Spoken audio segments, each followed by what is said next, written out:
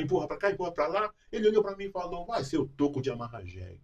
A mesma palavra que seu irmão A te usou. mesma palavra que o meu irmão falou. E nós estávamos brincando, tal, numa partida. E um amigo meu que jogávamos todo dia junto, tal. E do nada, numa disputa de bola lá, tal, empurra para cá, empurra para lá. Ele olhou para mim e falou, vai ser o toco de amarrar jegue. A mesma palavra que seu irmão A te usou. mesma palavra que o meu irmão falou, ele também falou. E aí Satanás traz, que aquilo vem na sua mente, né? Novamente aquele trauma. E aí, eu lembro que alguns dias depois disso, eu fiquei refletindo sobre isso. E, e eu lembro que em casa tínhamos a laje, e normalmente a laje era meu refúgio. Era o meu secreto, era o meu lugar ali com Deus. E eu lembro que uma vez eu subi para a laje, e estava sozinho na laje, e eu perguntei para o Senhor, Senhor, por quê? Só eu da minha casa nasci assim. Por que não outros? E no momento, o Senhor ficou em silêncio. Entende? O Senhor ficou em silêncio. Mas pouco tempo depois, eu tive a resposta do Senhor. Eu tive a resposta do Senhor. Então, como eu disse, a gente sempre procurava provar ou tentar mostrar algum talento, algum dote. E aí eu lembro que quando eu estava com 10 para 11 anos de idade, chegou um maestro de banda, né? Naquele tempo a igreja tinha formação de banda musical. E ele chegou de uma sede regional do ministério que nós pertencíamos, um ministério chamado Maravilhas de Jesus, irmão Edmilson, um grande homem de Deus. Ele chegou para ensinar música na igreja. Meu pai tinha a intenção de montar uma banda musical. E aí eu lembro que, poxa, aquilo trouxe um up para a igreja, todo mundo, pô, vamos estudar música, e todo mundo se matriculou. Eu sei que a sala ficou cheia. E aí eu perguntei para minha mãe, poxa, será que o irmão Edmilson deixava eu estudar? Ela falou, não sei, se é muito pequenininho, filho, eu não sei se ele vai deixar. E ela foi e conversou, e eu insisti, não, fala com ele, eu queria aprender a tocar pistão, tal, trompete. Uhum. E ela foi e conversou com ele, e ele falou, não, pode deixar ele vir, pode deixar. A gente vai sentindo, e eu acho que ele consegue desenvolver. Na verdade, eu entrei para estudar música, comecei a estudar a partitura, né, bona, bater bona, tal, enfim. E, e eu me destaquei entre todos os que estavam estudando. Eu acho que eu fui entre alguns que conseguiu, já solfejava cântico da harpa. Eu lembro até hoje o primeiro hino que eu aprendi a tocar, né, lendo partitura, foi o hino 108 da harpa cristã. Por Jesus vamos pelejar, Vamos ver. prosseguindo o nosso andar, e com ele então nos céus iremos a paz gozar. Esse canto foi o primeiro que eu aprendi a solfejar num trombone de pisto. E então, ali começou o meu ministério, o meu chamado. E quando eu disse que o Senhor me curou, foi exatamente nesse ambiente da igreja, simples, ali aprendendo música, que eu comecei a entender o propósito de Deus para minha vida e que eu era escolhido. Eu era escolhido pelo Senhor. Eu até imagino assim que também, infelizmente, dentro das igrejas existe também esse preconceito também, né? Existe aqueles olhares, né? Às vezes até desacreditado, né? Do Senhor mesmo naquele momento. Mas tudo isso deu para perceber que o Senhor não levou para o coração e continuou firme, mesmo sendo tão novo, né? Como o Sim, Senhor sim, eu falou. tinha de 10 para 11 anos. De 10 para 11 anos. É, Então, na verdade, isso não é pessoal, mas Uhum. existe, na verdade, um certo conceito, talvez popular, de subestimar um PCD, uma pessoa com deficiência. É, então, hoje, eu acho que o grande desafio, nós estamos vivendo uma época onde, por exemplo, existe um número crescente de crianças especiais que estão nascendo. Né? E eu quero até que a minha voz hoje seja um destravamento e um desbloqueio na vida de muitos pais É. ou de filhos, crianças que tenham alguma necessidade especial. Não se subestime, não subestime essa criança ou ache que ela não tenha utilidade no reino de Deus. No limite ela, né? Não limite essa criança, não limite essa pessoa. Por quê? Porque eu ouvi uma vez, alguém me perguntou, eu já era pastor, quando alguém me perguntou assim, pastor, a Bíblia diz que um sacerdote não pode ter defeito físico. Meu Deus. Só deu um versículo Você lá entendeu? Como o senhor se sente um sacerdote se isso não condiz com o que a Escritura diz? Eu parei um tempo e eu não tinha resposta, mas de imediato eu lembrei do que Jesus promete em João 14. Eu não vou deixar vocês órfãos, eu vou enviar o Espírito Santo. Ele estará convosco e habitará em vós. E ele vos fará de lembrar de todas as coisas que eu vos tenho dito. Isso me veio na memória no momento, e de imediatamente o Espírito sussurrou, 1 Coríntios 1, 26 e 27. Vejam, irmãos, não são muitos os nobres, de nobres nascimento, que são escolhidos, e nem mas Deus, versículo 27, Deus escolhe as coisas loucas para confundir as sábias. Deus escolhe as coisas pequenas para confundir as grandes. Acho que tem isso aí até no Instagram lá da igreja do irmão. Acho que tem isso aí, não tem? 1 Coríntios lá. Eu postei, quando eu fui fazer o chamado Acho que foi na descrição, não é? Na descrição tem 1 Coríntios lá, porque eu acho que... 1 Coríntios 1, 26 e 27, eu coloquei lá. Exatamente porque esse texto foi o que marcou e tem marcado a minha vida e o meu ministério. Glória a Deus. Deus escolhe as coisas loucas para confundir as sábias. Então, eu entendo que o Senhor me escolheu desde o ventre, porque uma coisa é verdade, você não precisa nascer para ser escolhido. Exatamente. Pelo contrário, você só nasce porque você é escolhido. Efésios 1, 4, se não me foge a memória, vai dizer que Deus nos escolheu e nos elegeu antes da fundação do mundo.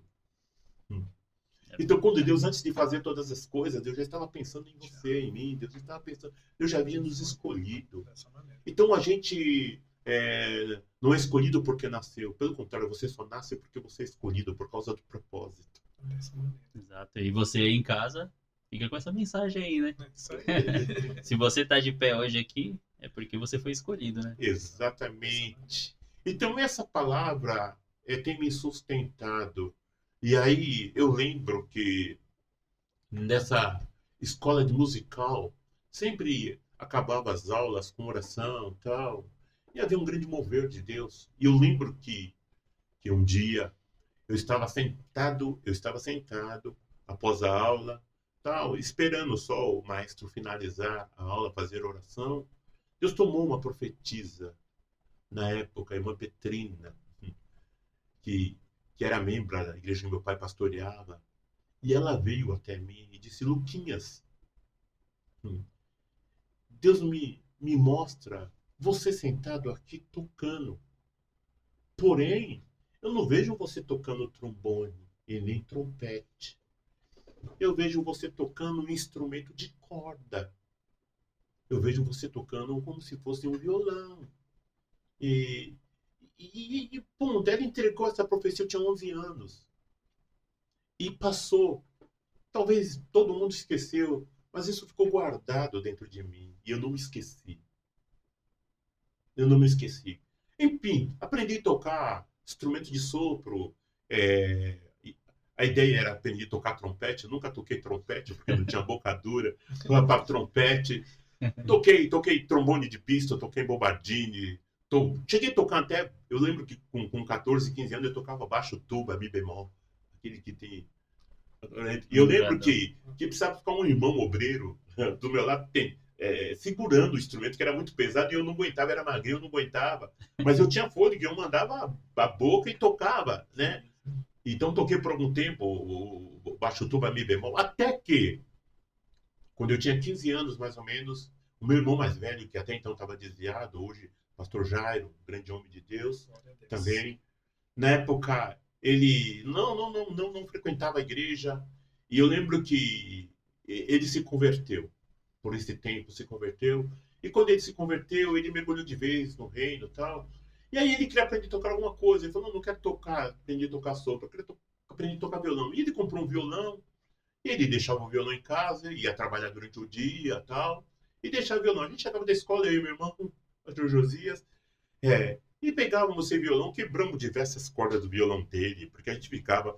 Porém, meu irmão, ele acabou se destacando, desenvolveu bem. Meu irmão é um exímio guitarrista. Hoje ele meio que abandonou a guitarra e hoje é excelente tecladista também, dos melhores. Inclusive vai estar domingo conosco na conferência. Ele se destacou. Eu, por minha vez, eu ficava solfejando ali, batendo a corda, quebrando corda, até que eu descobri que existe um instrumento que você não precisava tocar todas as cordas, fazendo posição, mas dava para tocar uma por uma, que era o contrabaixo. E aí eu comecei a estudar no violão, usando só as quatro cordas. Então, depois arrumamos um outro violão de um amigo do meu irmão, e ficava os dois violões. Então, meu irmão fazia as notas e eu ia no contrabaixo. E aí eu lembro que a primeira vez foi numa vigília que teve na igreja que meu pai pastoreava, que eu, pela primeira vez, eu e meu irmão tocamos juntos. Ele no violão tocando e eu fazendo no contrabaixo no outro violão. E desde então, eu acabei desenvolvendo